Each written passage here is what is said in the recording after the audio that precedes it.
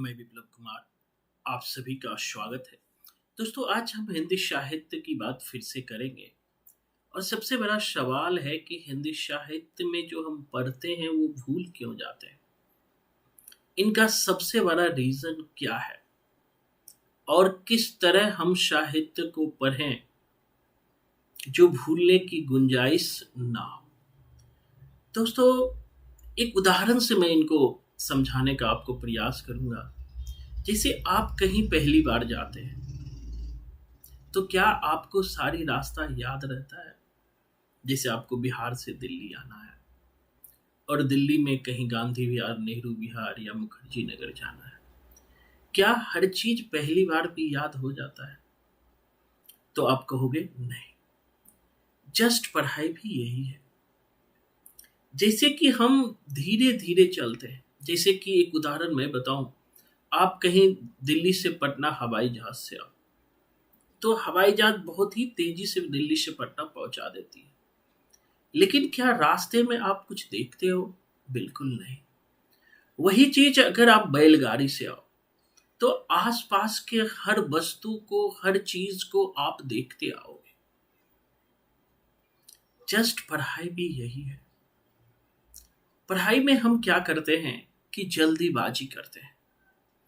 जल्दी जल्दी हम कोशिश करते हैं कि हमारा चैप्टर खत्म हो जाए, हम चैप्टर को पूरा करके अगले चैप्टर तक पहुंच जाए। आदिकाल खत्म किए, भक्ति काल पहुंच जाए, रीति काल पहुंच जाए। 1 महीने में हम संपूर्ण साहित्य को पढ़ लेते हैं, वो हवाई जहाज के स्पीड से, जिसके कारण हमें आसपास की वस्तु को ध्यान में नहीं रख पाते। दोस्तों, बहुत ध्यान से साहित्य को पढ़ना होता है, तभी उनका उनका समझ आपको क्लियर रूप से आपके दिमाग में रहेगा। जैसे आप आदिकाल पढ़ते हैं, एक सिंपल से उदाहरण मैं आपको देता हूं। हिंदी साहित्य की शुरुआत ही आदिकाल से होती है। आदिकाल में हम सिद्ध धर्म संबंधी साहित्य में सिद्ध, नाथ और जैन साहित्य पढ़ते हैं। आपने कभी सिद्ध और नाथ साहित्य को तुलना करके पढ़ा? आपने कभी समझने का प्रयास किया कि सिद्ध साहित्य है क्या? उनको अपने से जोड़ कर देखा? जब तक हम साहित्य को अपने से जोड़ कर नहीं देखेंगे, अपनी संवेदनाओं से साहित्य को नहीं जोड़ेंगे, तब तक वो याद नहीं रहता है। चाहे कोई रिकॉर्डिंग के रूप में आप लिखिए, आप देखेंगे तो मैं संपूर्ण साहित्य को कोडिंग के द्वारा कराता हूं।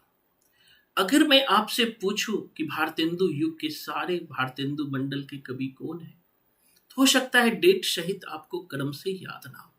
जैसे ही मैं कोडिंग कर दूं कि भट्ट भारतेंदु ने अपने निवास पर कहा कि बदर बदर बोलने से ना तो प्रताप मिलेगा, ना ही जग का कल्याण होगा, अंबिका, राधा चरण और राधा कृष्ण भी नाराज हो जाएंगे। तो 1 से 2 बार आपने कोडिंग से पढ़ा और वो क्रम से आपको याद होगा। तो जब भी साहित्य को पढ़िए, एक साइंटिफिक दृष्टिकोण लाइए और चीजों को समझने का प्रयास कीजिए। जैसे अभी हमने सिद्ध और नाथ साहित्य की बात की कि सिद्ध साहित्य का मूल थॉट क्या था और नाथ साहित्य का मूल थॉट क्या था। जहां सिद्ध साहित्य में तांत्रिक साधना के माध्यम से ब्रह्म की प्राप्ति, सत्य की प्राप्ति की बात की जाती थी, वही नाथ साहित्य में प्राण साधना, हठ योग, कुंडलिनी जागरण के द्वारा सत्य तक पहुंचने की बात की जाती थी। तो एक तुलनात्मक अध्ययन करें कि सिद्ध साहित्य का विकास जहां पूर्वी भारत में हुआ, वही नाथ साहित्य का विकास उत्तरी और पश्चिमी भारत में मुख्य रूप से। सिद्ध साहित्य के मूल में बौद्ध धर्म है, उसी तरह से नाथ साहित्य के मूल में शैव धर्म है। आदिनाथ शिव को माना गया है। और जैसे बौद्ध धर्म से ही हीनयान, महायान और आगे ब्रजयान का डेवलपमेंट हुआ और ब्रजयान के साहित्य को लिखने के लिए सिद्ध साहित्यकार आए, उसी तरह दोस्तों नाथ साहित्य भी है जो है शैव परंपरा का ही विकसित रूप है। और ये हठ योग जो है पतंजलि के योग दर्शन से प्रभावित है। तो यहाँ दो चीजें हैं। जब आप तुलनात्मक अध्ययन करेंगे साहित्य का तो आपको क्लियर कट पता होगा, और सवाल किसी भी तरह के पूछे जाए आपसे सवाल आसानी से बनेगा। और मैंने कहा कि याद कैसे रहेगा दोस्तों, साहित्य रटने का नहीं है। बार बार हम हर क्लास में आपको बताते हैं, आप सबसे कहते हैं, चाहे वो साहित्य में लगभग 1000 से ज्यादा रचनाकारों की रचनाएं याद रखनी होती। कितना याद रखोगे? आज याद करोगे कल भूल जाओगे। यही जो घिसी पिटी परंपराएं हैं आज तक चली आ रही है कि मेमोराइज कर लो, रट लो। रटा हुआ चीज कभी याद नहीं रहता है, ना ही समय पर काम आता है। उनको एक साइंटिफिक वे में पढ़िए, उनको बार बार पढ़िए। जैसे आप एक रास्ते से जब बार बार गुजरते हो तो उस रास्ते में पढ़ने वाले हर चीज, हर वस्तु आपको याद हो जाता है। उसी तरह जब आप साहित्य को बार बार पढ़ोगे, बार बार देखोगे, तो हर चीज आपके दिमाग में धीरे धीरे धीरे सेट होते चला जाएगा। और एक साइंटिफिक वे में पढ़ना बहुत जरूरी है। पिछले 5-6 महीने मैंने डेमो क्लास भी दिया है जिसको हमने फ्री ऑफ कॉस्ट यूट्यूब पर डाला है। आप देखिए साहित्य पढ़ा कैसे जाता है। 5-10 के मिनट के वीडियो में नहीं बताया जा सकता कि साहित्य पर पकड़ कैसे बनाई जाती है। अगर हम आदिकाल पढ़ रहे हैं तो उसे कैसे पढ़ें, डेमो क्लास का वीडियो यूट्यूब पर है, जरूर देखिए। अगर आपको लगे कि हमें भी साहित्य का संपूर्ण पकड़ हमें भी लेना है तो एक बार क्लास से जुड़ के देखें। मैं बार बार कहता हूं, वही बच्चे क्लास से जुड़े जो सिंसियर है, जो क्लास लेना चाहता है। बहुत सारे बच्चे मैसेज तो कर देते हैं लेकिन वो क्लास के दौरान क्लास नहीं लेते हैं। तो ऐसे बच्चे बिल्कुल मुझे मैसेज ना करें।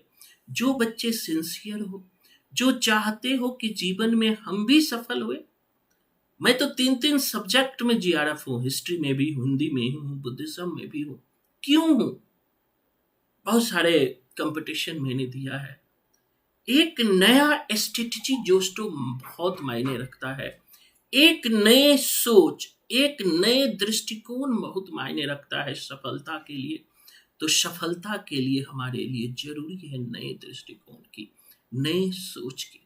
और सबसे बड़ी बात है कि मेरा जो फिर से नया बैच शुरू हो रहा है उस क्लास लेकर भी देख सकते हो। और मैं किसी भी रिजल्ट की लिखित गारंटी देता हूं। जब तक रिजल्ट ना हो जाए तब तक आपको क्लास मिलते रहेगी।